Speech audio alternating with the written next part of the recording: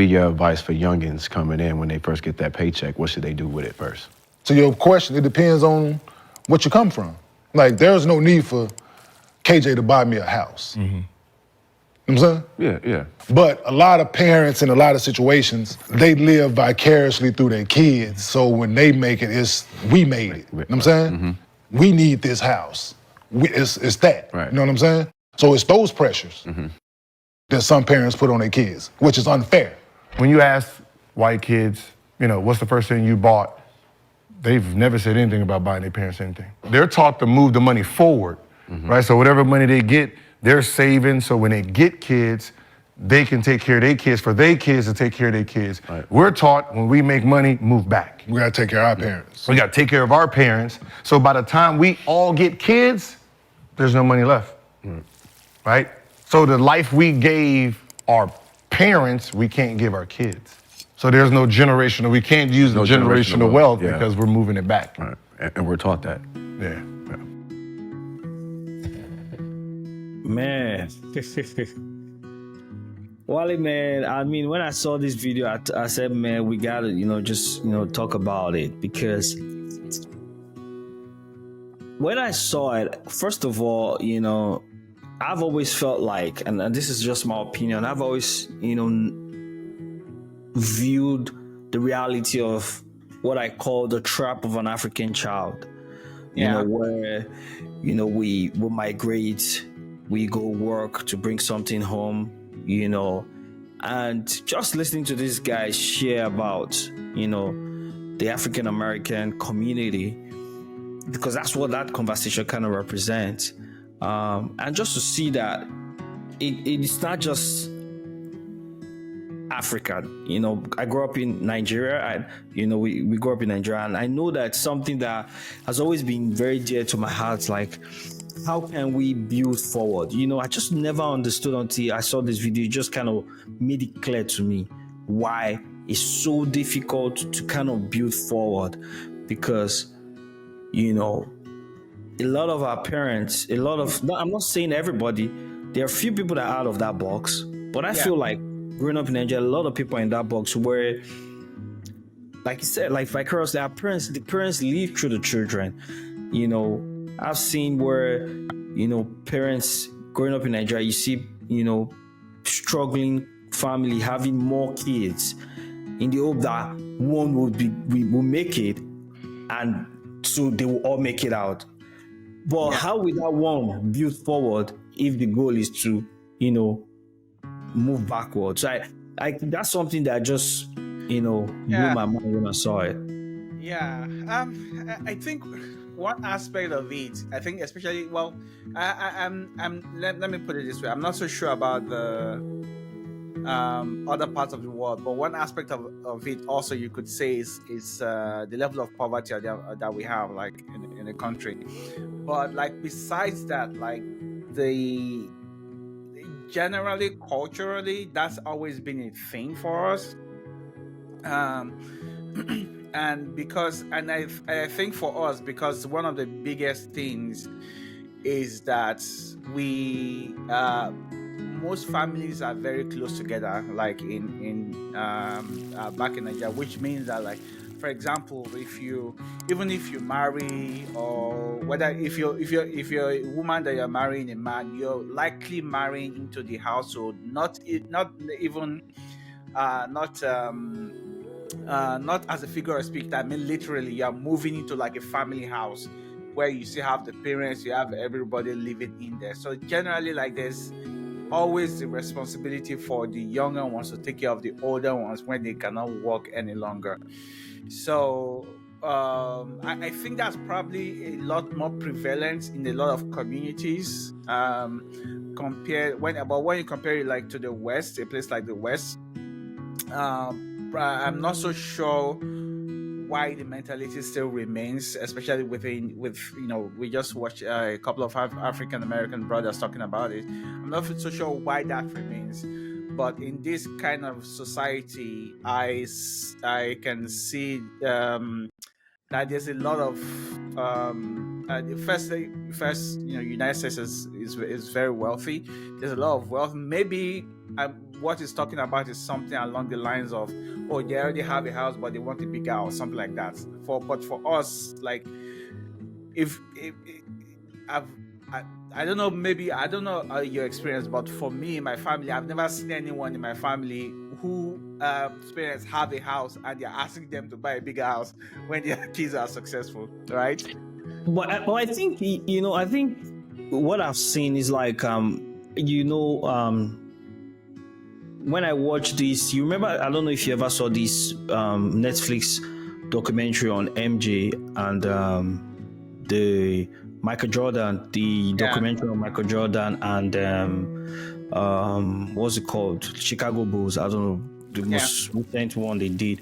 When Scottie Pippen when he was being interviewed about his contract, he was like one of the highest rated players at that time, but wasn't really getting good pay for the quality of game he gave.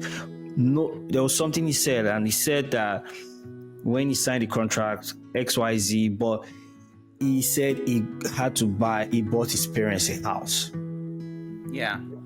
You get what I'm saying, right? Yeah. So it's prevalent if you look at some of the, successful African American athletes, even musician talents, you would get some of those kind of stories of, them kind of trying to uplift their family. Speaking of which, I would like to share another video of someone, just to buttress the point. Someone else that is also very famous shared something very similar, and let's look at this.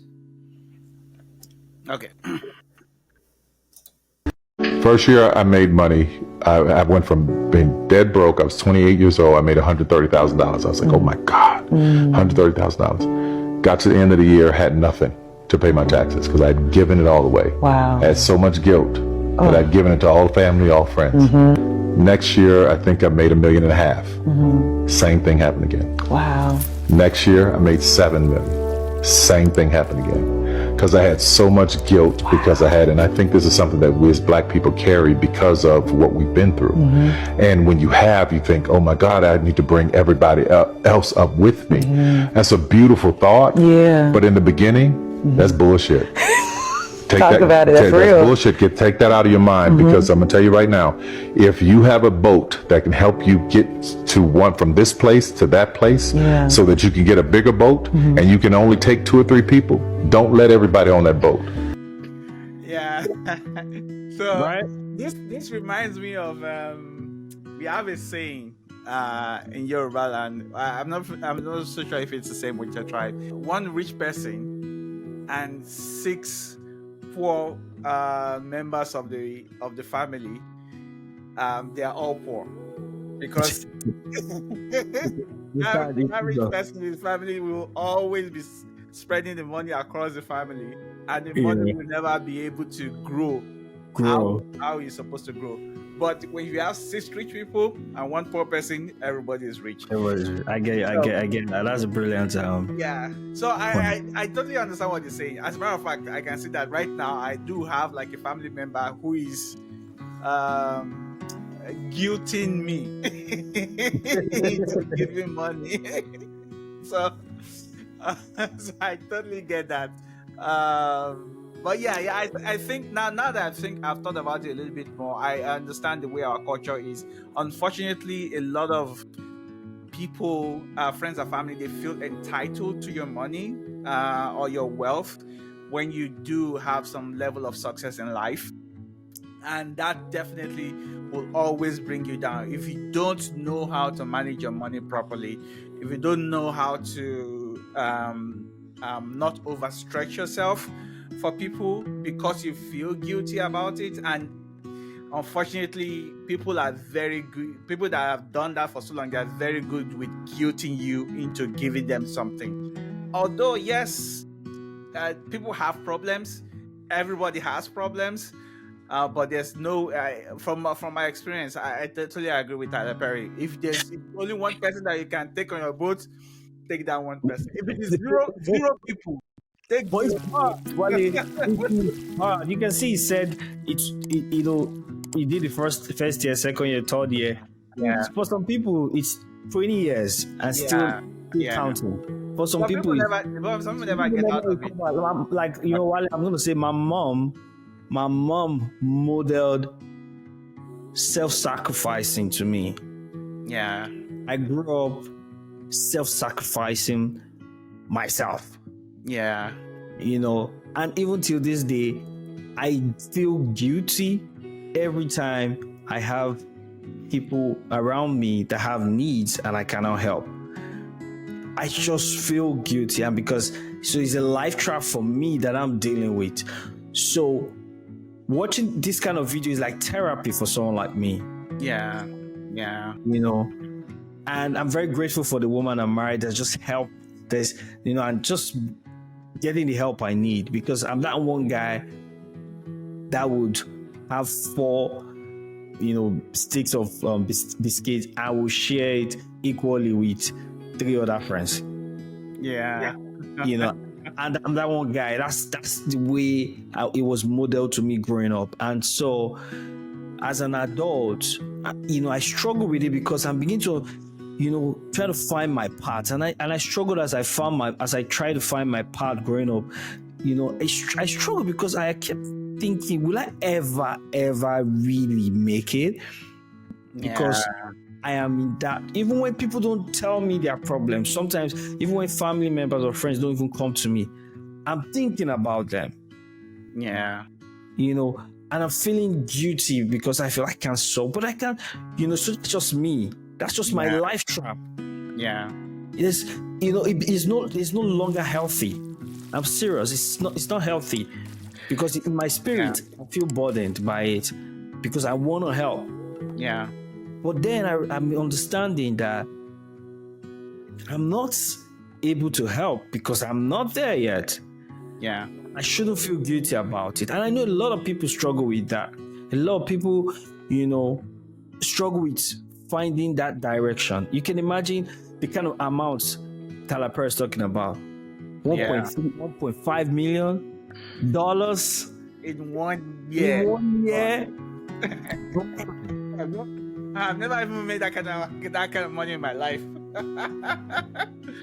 Do you know if you ever make $1.5 million in your life? Like, I'm just saying. I mean, I don't know. I would give it a shot, but you know. Of course, we're give it a shot about 1 year.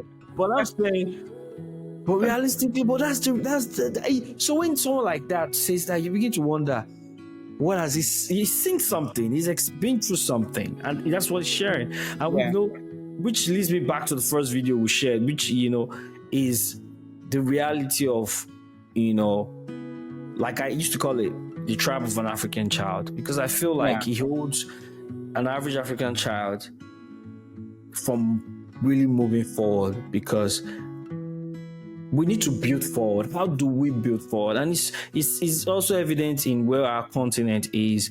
How do we build forward? Because, you know, the biggest shock for me is this is America, and this is happening here. So imagine. I didn't know that either. To that, even our transition across the ocean. Why is it that we? Does it have, because is there a correlation between that trap, and the, you know, and poverty of financial struggle? Is there a correlation? There's an element of it in there. So I don't want to say it's race. I don't want to say it's race because, you know, there are people. I'm very aware of communities in India that are very tightly knitted, just like Africa, just like Nigeria, just like Africa, tightly knitted community in Spanish community, South America. I'm very aware of all of that. But I don't know how they do it. If it is the same trap they find themselves, I don't know. But just learning this in America just blows my mind, man, bruh. Like, man. Yeah, it's something we have to figure out rather as we move on in life. But yeah, I don't have a definite solution to this. No, but I'm still gonna take care of my parents. Exactly. I'm still gonna take care of my family. Like, do you get? I'm still But realistically, if we are all building forward, if we are all stable, if we're all, in a position where we don't have to depend on each other, or we have to, go backward by providing or supporting our parents, because it's like, it's going to keep going. That's what I want to say, because, like what is, and it's true, your kids are going to grow up, feel, have to take care of you, their kids. So how do we build forward and build generational wealth? Once you are aware of it, then we can break it. I think the first thing is being aware of the challenge, then we can break it. I think for me, that's where I am, Wale. I want to break it. That's what I've decided. I'm going to break it for my kids and try to build something, and they can just keep building forward. And that's why, and that's what the privilege of being aware and in making progress and being, in this position. I'm thankful for that, man. Yes, thank God. Thank you so much for sharing the video with me. That's all I have for today. You want to share something? Yeah, drop a comment, and let us share part of this conversation. Have a good one. Have a great week, everyone.